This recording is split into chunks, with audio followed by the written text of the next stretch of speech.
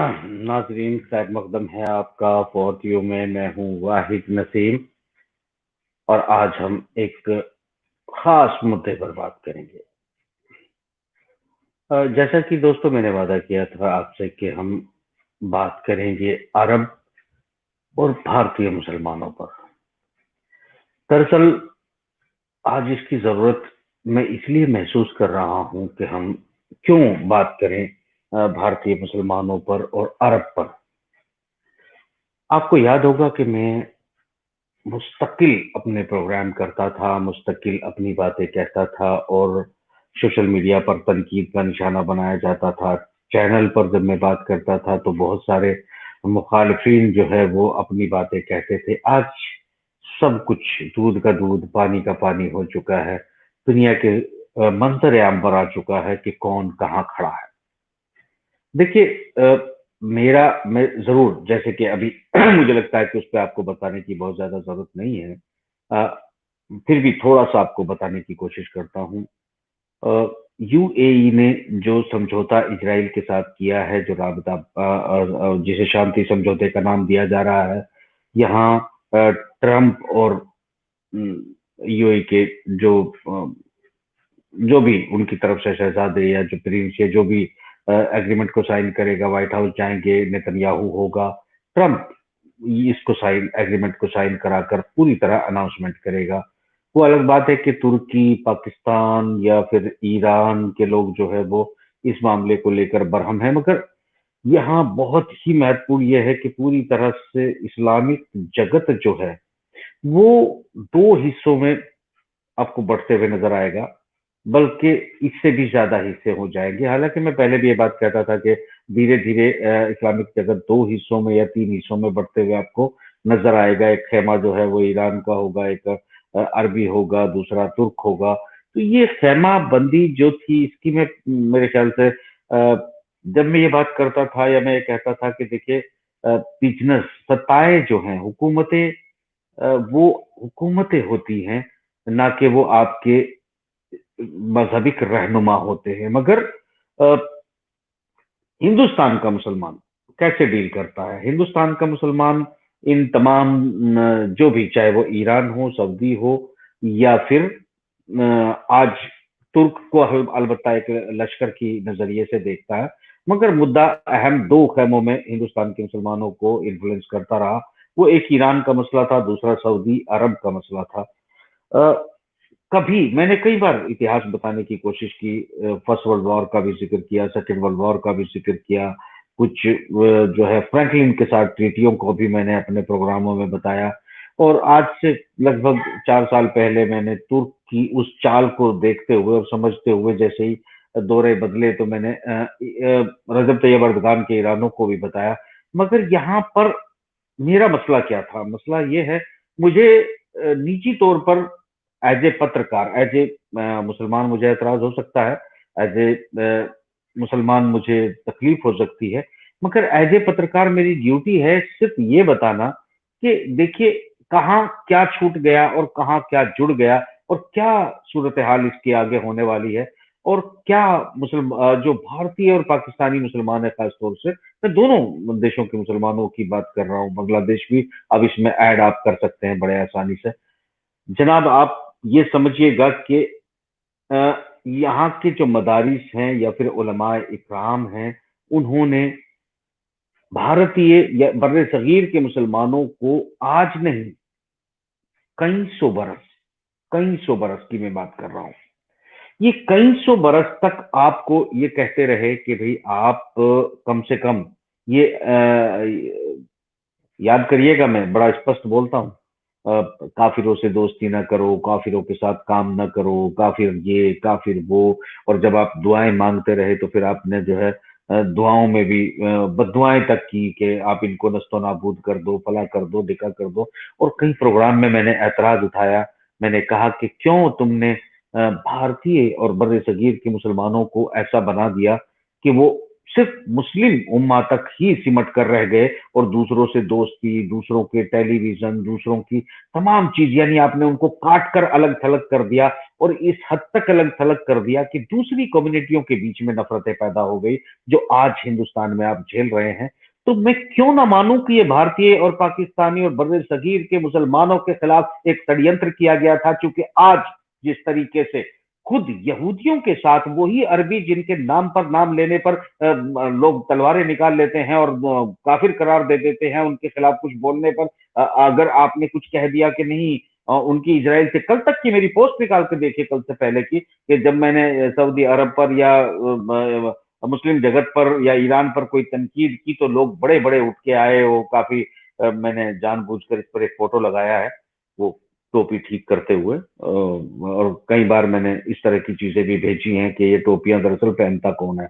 ये आप जानते हैं कि दीवार गिरिया पर जब यहूदी जाते हैं दुआ मांगने के लिए, आप फोटो निकाल के देखिए, वो उससे थोड़ी छोटी होती है, बिल्कुल ऐसी टोपी होती है जो आजकल हिंदुस्तान के मुसलमान पहनते हैं। वो वही उसकी शुरुआत भी उन्होंने की है, वो टोपी पहनते भी वही है इबादत के वक्त में यहूदी। तो कुल मिलाकर, हालांकि मेरे जैसा कोई इंसान कह दे कुछ भी, कोई बात कह दे कि भाई आप लोग जो है ये सही नहीं है, ये गलत है, या भरमाया जा रहा है, तो बड़े बड़े ज्ञान पेलने वाले मुझे आ जाते थे, बड़ी बड़ी हदीसें निकाल के। अगर मैं हदीसें बताना शुरू कर दूं तो माफ कीजिएगा, क्योंकि मैं नहीं चाहता कि मैं अभी उनके अधिकार क्षेत्र में इंटरफेयर करूं, मगर जरूरत पड़ी तो मैं हदीसें भी निकाल के लाऊंगा और ये बताऊंगा कि तुमको कैसे ठगा गया है और अभी और ठगा जाने वाला है। तुम लोग अपने ही देश में अलग थलग क्यों पड़ गए हो? क्यों हिंदुस्तान के लोग अपने ही देश में अलग थलग पड़ गए हैं? क्यों उनको जिम्मेदार मैंने पहले प्रोग्रामों में भी ठहराया था, मगर आज हक के साथ ठहरा सकता हूं, क्योंकि सिर्फ यूएई इजराइल से मामलात नहीं ठीक कर रहा है, बल्कि अभी आप देखेंगे कि बहरीन ठीक कर रहा है, सऊदी अरब जाएगा, क्योंकि डील ऑफ सेंचुरी जो मनामा में पहले तय की गई थी, और मैंने 4 टीवी पर प्रोग्राम करके बताया था कि देखिए मनामा में जो आज चल रहा है, ये डील लगभग तय हो चुकी है, कौन सी जमीन किसको दी जानी है, कौन सी जमीन किससे ली जानी है, और इसमें जो है जॉर्डन की कितनी जमीन ली जाएगी, सीरिया की कितनी जमीन मांगी जाएगी, इराक कितनी जमीन देगा, और ये इसके बदले में यरूशलेम के कौन से हिस्सों को जो है वो दे दिया जाएगा, और ये शांति समझौता कहलाया जाएगा, इसको डील ऑफ सेंचुरी कहा जाएगा। दरअसल ये सब कुछ बहुत पहले, सालों पहले जो है, लगभग 1 साल पहले तय हो चुका है। फिर ये जो आप देख रहे हैं, क्योंकि एक बात मैं यहाँ पर एक बात वाज़ेह कर देता हूँ। जो मतलब सयूनियों का जो इतिहास रहा है वो आप अच्छे से जानते हैं। आज एक क्या मैंने सोशल मीडिया पे भी एक पोस्ट की थी, और मुझे एक बार फिर वो नाम याद आ रहा है जिसे मैं लेना चाहता हूँ। वो नाम था अब्दुल्ला इब्ने सबा। आप लोगों ने तकरीर में शायद सुना हो, नहीं तो अब्दुल्ला इब्ने सबा के बारे में जरूर पढ़िएगा, खोजिएगा। और ये एक यहूदी था, ये एक यहूदी था जिसने शुरुआत की थी, ये समझने की कोशिश की, गया अरब में, लोगों से घुला मिला, उनके बीच में रहा और समझने की कोशिश की कहाँ से इनके बीच में दरार डाली जा सकती है, कहाँ से इसको इनको कमजोर किया जा सकता है तोड़ के। तो अब्दुल्ला इब्ने सबा ने समझ लिया कि नस्ल पर बात की गई, और नस्ल किसकी बात की गई, खानदान किसकी बात की गई, हजरत अली रज़ियल्लाहु अन्हा और हजरत उस्मान रज़ियल्लाहु अन्हा के बीच में, कि ये हाशमी हैं और ये कुरैश हैं, और ये इस तरह की बातें कि ये जो खिलाफत जा रही है आप लोगों की, ये दूसरी नस्ल के हाथ में क्यों जा रही है। और नतीजतन आप जानते हैं कि हजरत उस्मान की शहादत हुई, और फिर हजरत अली के बारे में आप जानते हैं, हसन और हसीन के बारे में जानते हैं, फिर आप करबला के बारे में जानते हैं। एक अब्दुल्ला इब्ने सबा, जिसको जानता है, इस्लामिक जगत जानता है, इतिहास जानता है, उलमा जानते हैं, सब जानते हैं, आपको कभी नहीं बताया, कभी आपको इन तकरीरों में चर्चा नहीं करते कि आपको बरगला कर कैसे एक दूसरे के खिलाफ कर दिया जाता है। ये वही दिन था जहां से शिया और सुन्नी दो हिस्सों में, दो धड़ों में तकसीम हो गए, और दो धड़ों में तकसीम होने के बाद आज तक उस पटरी पर ना आ सके, और आज सऊदी अरब नाम और ईरान के नाम बीच में जो दीवार आप देखते हैं, या ये जो आप तमाम दुनिया में अरब ममालिकों में भी शिया और सुन्नी आप वही आलम देख रहे हैं। इराक की बुनियाद वही बनी, सीरिया की बुनियाद वही बनी, और यमन की बुनियाद वही बनी। वो आज तक वो शुरुआती दिनों से आपके बीच में फितना बोने वाले आज तक वो उसको कैरी करते चले आए। यहाँ मेरा सवाल सीधा सा ये था कि अगर जिनको हमारा रहबर बताया गया, जिनके बारे में एक लफ्ज भी बोलने से हमको मना किया गया, और उनको यहाँ पर ऐसे ऐसे बहुत सारे वीडियो आपको मिल जाएंगे सोशल मीडिया पर, बहुत सारे मौलाना तकरीर करते मिल जाएंगे कि तुम जो हिंदी मुसलमान हो तुम क्या जानो तुम्हारा ईमान किसे कहते हैं, और जो है जो अरब है, जो सऊदी है, आप बिन सलमान और इनके बारे में कुछ मत बोलिए, क्योंकि ईमान इनके यहाँ आया है और ये जानते हैं कि ईमान किसे कहते हैं। और ये आज तक हमको पिछले 97 सालों से, 79 ईयर्स बैक से लेके आज तक ये बात हमको कुरानों में, हदीसों में और तमाम जगहों पर हमको ये पढ़ाई गई कि यहूदियों के साथ हमको समझौते नहीं करने हैं, यहूदियों के साथ हमें भरोसा नहीं करना है, यहूदी हमें जो है फना करना चाहते हैं, यहूदी हमको मिटा देना चाहते हैं। ये सब बातें, यानी कि अगर हम जैसे जो गरीब मुसलमान हैं, जो हम कमजोर लोग हैं, जो हम तकनीक बहुत अच्छी हासिल नहीं कर पाए, एजुकेशन बहुत अच्छी हासिल नहीं कर पाए, और जो डेवलपमेंट इंडस्ट्री का हम किसी के साथ कोलेशन कर सकते थे, हम नहीं कर पाए, चूंकि हमको रोक दिया गया, तुम जो है काफिरों के साथ काम मत करो, मुशरिकों के साथ काम मत करो, यहूदियों के साथ समझौते मत करो। ये सब कुछ समझाने के बाद आज वो 1 साल पहले से छुपा समझौता करे हुए बैठे हैं, और आज वो पर्दे पर आने शुरू हो गए हैं। और गजा पर किस पर किस पर जुल्म किए आप जानते हैं? फलस्तीन को आज आने वाले दिनों में आप देखेंगे कि भारत और पाकिस्तान के बहुत से उलमा, सीधे इल्जाम लगा रहा हूं, बहुत से उलमा ये साबित कर देंगे कि फिलिस्तीन के मुसलमान गलत हैं और सऊदी अरब और यूएई के जो शहंशाह हैं वो बिल्कुल सही कर रहे हैं, इनको मार देना चाहिए, खत्म कर देना चाहिए, ये तो बेकार लोग हैं, किसी काम के नहीं है। ये आज भी आप सोशल मीडिया पे बहुत सारे लोग हैं जो इस तरह की बातें कर रहे होंगे, जो समर्थन कर रहे होंगे, पूरी तरह से डिफेंड करने की कोशिश कर रहे होंगे। ऐसी भी हदीसें लाई जाएंगी कि हुजूर पाक सल्लल्लाहु अलैहि वसल्लम ने जब यहूदियों से समझौता किया तो अल्लाह ने ये कहा, और उसके बाद के जो समझौतों के पीछे की छुपी हुई बात है, अगर इन्होंने ये बातें शुरू करी तो यकीन मानिएगा कि वो सब हदीसें मैं भी लाऊंगा और ये बताऊंगा कि क्या छुपा कर तुमको गुमराह कर रहे हैं, और पिछले 250 साल से इन्होंने तुम्हें कैसे बर्बाद किया और कैसे तुमको गुमराह कर दिया। और यही गुमराही मैं इसलिए पहले बताता हूं ना, तुम तस्वुर में भी नहीं सोच सकते थे जब मैं सऊदी अरब के बारे में, यूएई के बारे में लिखता था कि ये इजराइल के साथ समझौते करेंगे, डील ऑफ सेंचुरी साइन करेंगे, इसके बाद क्या होगा, ये सब बातें मैं कहता था, तुम मेरा विरोध करते थे। तुम अपना आईना देखो, तुम अपनी शक्लें देखो जाकर, जो मेरा विरोध करते थे।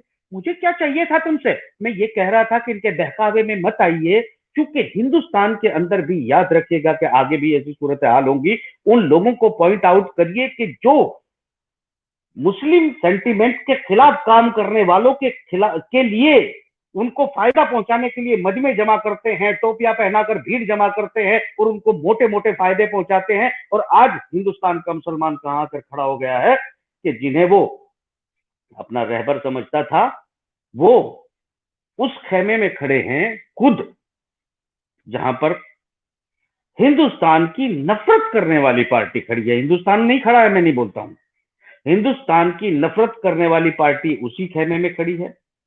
इजराइल उसका अब सरदार बनेगा, सऊदी अरब और यूएई अब उस खेमे में एक मेंबर की हैसियत अख्तियार करेंगे। और आने वाले दिनों में फलस्तीनियों जैसे जहां भी, चाहे वो बर्मा में हो, एक ढोंग किया जाएगा, नोटंकी की जाएगी कि हमने इनको गजा दिलवा दिया, हमने वेस्ट बैंक में इनको कब्जा नहीं किया। ये समझौते बताए जाएंगे। क्यों बताए जाएंगे? कि ये जस्टिफाई कर सके, जो समर्थक लोग हैं वो एक दूसरे को जस्टिफिकेशन दे सके कि देखो समझौता हो गया, चलो यहां पर जान बची। अरे यहां पर जान बची बस के लिए हम लोग ईमान में आए क्या? चलो समझौता हुआ, हमारी जान बच गई है, इसीलिए हम मुसलमान हैं क्या? ये सवाल तुम लोग अपने आप से पूछना।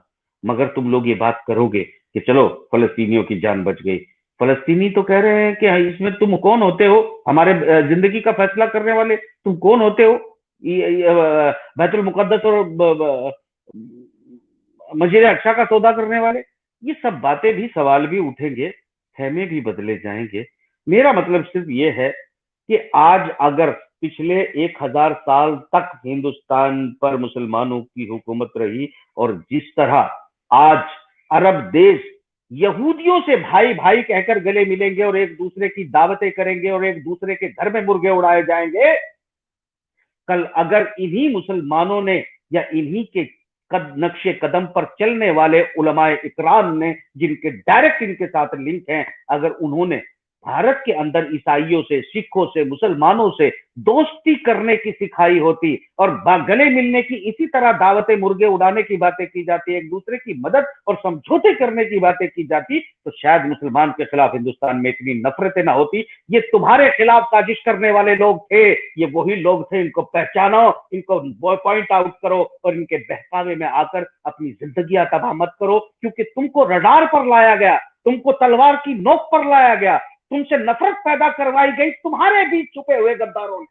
वो तुम्हारे बीच छुपे हुए गद्दार थे, उन्होंने तुमको पॉइंट आउट करवाया, और आज वो इन सब के साथ जो तुम्हें कत्ल करना चाहते हैं उनके साथ दावत उड़ाएंगे, मूछों पर मुर्ग मसल्लम लगाएंगे और अपने तौलिए से पूछेंगे, और तुम अपनी जान की भीख मांगोगे, तुम रैड की भीख मांगोगे। तुम आज भी मुझ पर भी लानत मनामत भेजोगे, मगर मैंने अल्लाह का शुक्र है ना तुमसे पहले डरता था, ना तुम्हारे इन नकली मुल्लाओं से डरता था, ना आज डरता हूं, ना कल डरूंगा। मगर मैं तुम्हें आगाह करता हूं इसलिए कि तुम, मुझे तकलीफ है और मेरी जिम्मेदारी है, मैं मुसलमान हूं, मेरी जिम्मेदारी है तुमको इस बात के लिए अलर्ट करना कि तुमको कोई धोखा दे रहा है, उसको पहचानिए।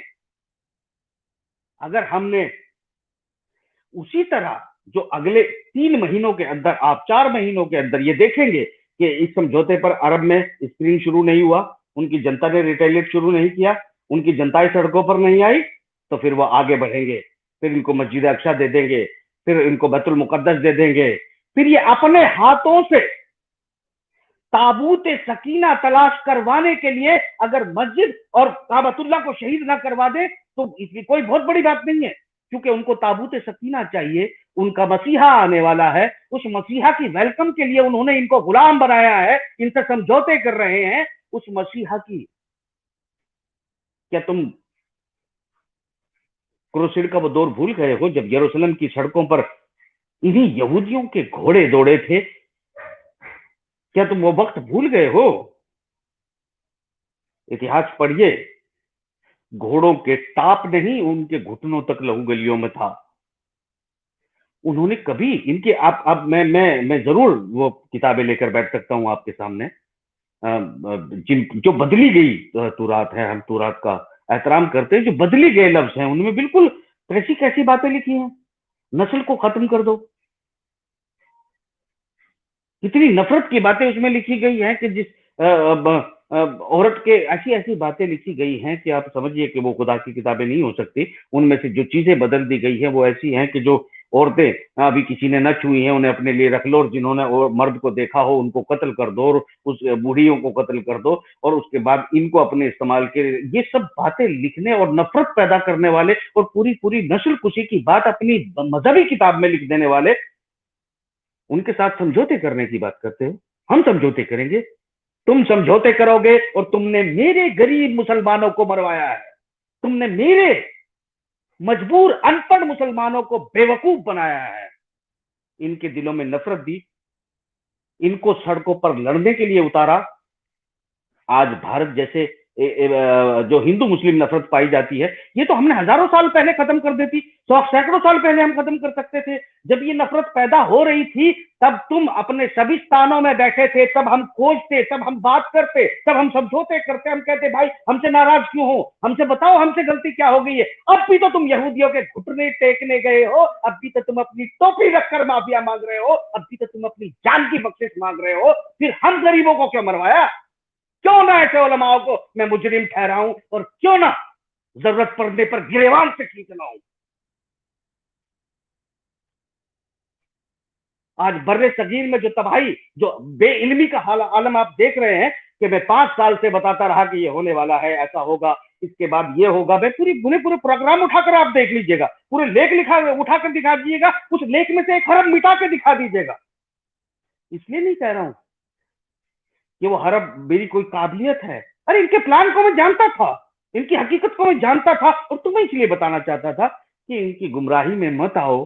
मैं बहुत रोकता रहा कि तुम कहाँ कहाँ मजमे लगा रहे हो, क्यों और कब तुमको सड़कों पे आना है, क्यों आ रहे हो तुम सड़कों पर लोगों के बुलाए हुए, क्यों तुम एक ऐसे लीडर नहीं चुनते जो समझौते करें जिस तरह यूएई और सऊदी अरब कर रहे हैं और बहरीन करेगा और कुवैत करेगा।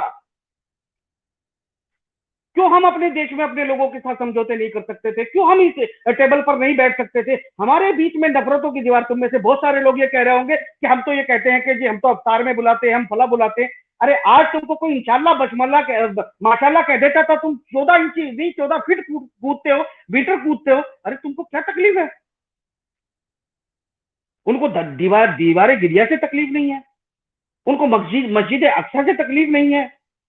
उनको जिस दिन ये समझौते का ऐलान हो रहा था, 2 दिन से गजा पर भारी यही इजराइल हमले कर रहा था, मैं वो दिन भूल जाऊंगा जब ये लोग स्कूल पर बमबारी कर रहे थे, मिसाइल बरसा रहे थे, और यही कौम इस बैठी हुई ऊंचाई पर पॉपकॉर्न खाते हुए बच्चों के कत्ल देख रही थी। मैं ऐसी कौम से समझौता करूंगा? तुम करोगे, क्योंकि तुम मुसलमान हो। ये तुम जानता है या अल्लाह जानता है, मैं नहीं जानता। जनाब, बहुत वाजे तौर पर मैं अपने आप को कंट्रोल करने की कोशिश की, बहुत समझाने की कोशिश की। तफसीली प्रोग्राम इसके इन एंड आउट मैं आपको जरूर बताता रहूंगा, तफसीली जरूरत आपको जरूर बताता रहूंगा कि आगे क्या होने वाला है, कैसे होने वाला है। मगर एक बात मैं आपको इस प्रोग्राम में जरूर कहते चलता हूं कि इंशाल्लाह ये जो षड्यंत्र था ना, ये मुझे भी पता है, किसी और को भी पता है और किसी और को भी पता है। तुम्हारा रुमाल भी जाएगा, तुम्हारी पगड़ी भी जाएगी, और तुम्हारे यहूदियों के साथ मिलकर हम जैसे गरीबों पर तुम फतेह हासिल नहीं कर पाओगे। तुम अभी जबूर और तूरात पर भरोसा करते हो और हम कुरान पर भरोसा करते हैं और हम हदीस पर भरोसा करते हैं, और वो हदीस हम जानते हैं कि जब बहुत बुरा वक्त होगा तो वहां से उठेंगे जो तुमसे बेहतर हथियार रखते होंगे, और वो अरबों से नहीं होंगे, अरबों से बाहर से होंगे, और वो वहां से उठेंगे जो तुमसे अच्छे लड़ाका होंगे और काबातुल्लाह की हिफाजत करेंगे और काबे की हिफाजत करेंगे। क्योंकि ये कौम सिर्फ मदीना और मक्का के बाहर तक रह जाएगी और बाकी तमाम अरबों पर छा जाएगी। ये तमाम चीजें हम सब जानते हैं। हम इनसे चंदे की भीख मांगने वाले मुसलमान नहीं हैं। हम इनके चंदे पर जीने वाले, अपने बच्चों को पढ़ाने वाले, या इनके चंदे से मर्द मुसलम खाने वाले मुसलमान नहीं हैं। हम अल्लाह और रसूल को मानने वाले मुसलमान हैं, और इंशाअल्लाह अपनी आखिरी सांस तक मुसलमान रहेंगे।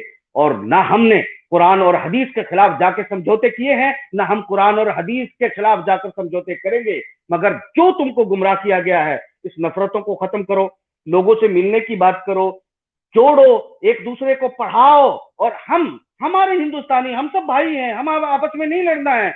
ये लड़ने की, हमको लड़ाने की कोशिश की जाएगी, और इसके पीछे ये लोग होंगे जो कहेंगे हम तुम्हारी जान बचाना चाहते हैं, दरअसल ये झूठ बोल रहे होंगे, ये हमको बर्बाद करना चाहते हैं। ये बात आज भी तुम नहीं मानोगे, ये बात आज भी तुम नहीं मानोगे। बेहतर हो लो, बेहतर हो के मान लो, बेहतर हो के समझ लो, बेहतर हो कि तुम लोग जो है तमाम सूरत हाल को समझो। मेरा गुस्सा,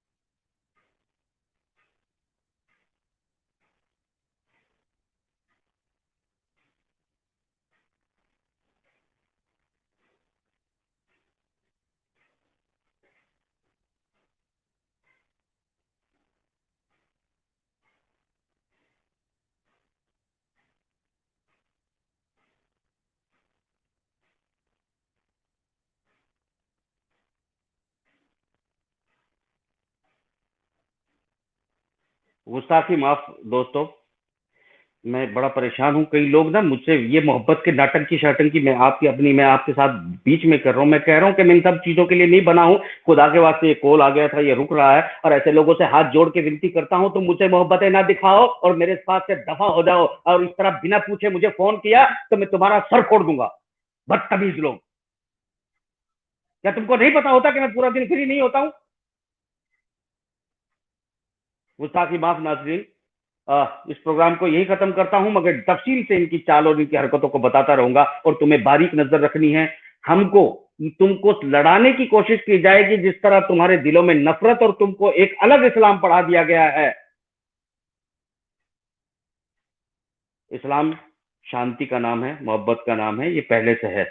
जो तुम्हें तैयार किया गया है, अब वक्त आ गया है इस पर बहस करने का और इस जंजाल से बाहर निकलने का, क्योंकि अब पूरा दुनिया बदलेगी, ताकतें बदलेंगी और हालात बदलेंगे। तो इंशाल्लाह होती है मुलाकात बहुत जल्द।